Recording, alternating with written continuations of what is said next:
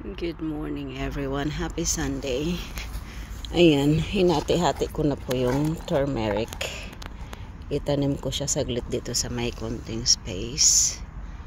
Tapos pag nagkulang, itanim ko na lang kung saan pwedeng isingit. Ayan. Medyo marami-rami na rin po ito. Have a blessed Sunday po. Have a great week ahead. Good morning. Yan, ginawan ko lang siya ng kunting linya, tapos ila-line up ko din siya dyan. Ganito lang siguro. Ayan. Ayan. Ganyan, line up lang sila. Ayan, naka-line up na sila dyan.